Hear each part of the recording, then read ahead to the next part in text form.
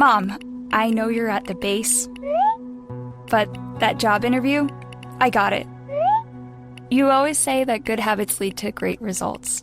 Thanks for the extra push. Love ya. AT&T appreciates those who are essential on duty and at home. Learn how military, veterans, and their families get 25% off our best unlimited plans. Visit att.com/military for details. AT&T may temporarily slow data speeds if the network is busy or requires proof of eligibility. Terms and restrictions apply.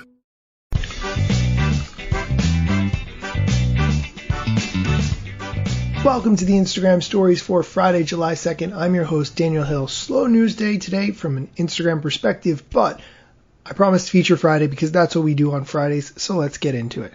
Have you ever typed out a message to someone? Maybe you were sending them a text or a DM and it had a typo in it. What did you do? You probably made like an asterisk and fixed the typo in a subsequent message, which is kind of annoying because now you sent two messages for what could have been just one message. With Instagram DMs, though, there's actually an alternative option, and I'm going to tell you exactly what I do. So if I write out a message and I send it, and I realize it has a typo or it didn't come out the way I wanted it to or whatever, I don't want to just try to make a correction. Instead, what I do is press and hold on the message and choose copy. This copies the entire text of the message into my clipboard. Then I press and hold on the message and I choose unsend. So now it removes it from that person's inbox. Then I paste the copied message in, which saves me typing it all over again, fix the typo, and then send it. It's really great because I get a second chance to send that message and sound a lot more professional than I did originally, and I'm a huge fan of doing this. I highly recommend it. You can also unsend voice memos and other messages as well, so definitely look into the unsend option in Instagram DMs. And now I have a clip that I've been wanting to play for a few days, but there's just been so much Instagram news. It's from the Financial Times, all about how and why Instagram is getting filtered out. I think this is a really important clip. Check it out. If you can remember what social media was like in 2010, and it does seem like eons ago, it was all about Facebook and Twitter. Then Instagram came on the scene with those amazing photo filters. And all of a sudden, anybody with a smartphone was able to upload flawless, gorgeous images. And that turned into Instagram's main selling point.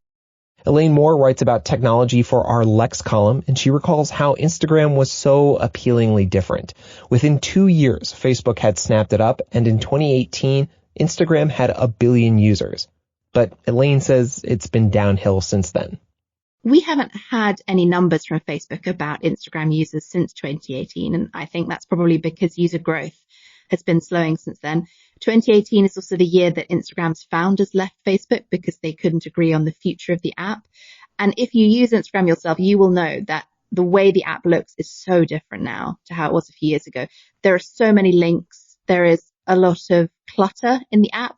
The original design was quite minimalist, quite beautiful. Now there's a shopping link, there's multiple video links, there's messaging. And also what you're seeing in your feed has changed. I've seen this in my own feed. The number of friends I have who are putting up photos has dropped dramatically. And what has replaced that has been branded campaigns, influencers, and adverts.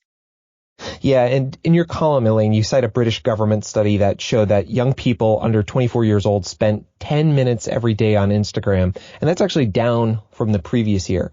They were spending more time on YouTube and apps like TikTok, which is really a big part of the story. Can you talk a bit about how these other apps are contributing to Instagram's seeming decline? YouTube has always been popular, and I feel like sometimes we don't talk enough about the amount of time that people spend watching videos and seeing the adverts on YouTube. TikTok is maybe a bit more interesting because it's new and offers something completely different to Instagram and all other US dominated social media, which is something quite lighthearted and an emphasis on showing your flaws, showing all the imperfect side of yourself. This idea that social media should be a performance has kind of seen a backlash on TikTok, and it's been so popular. People like to see the fact that their peers, everyone else online is not living the most amazing life, one that they can't even aspire to, and that actually we're all the same. We're all in it together. So what would it mean for Facebook if Instagram were to go into a decline? I have to imagine it would hurt pretty bad. Well, it would, because it's only just getting started with monetizing Instagram.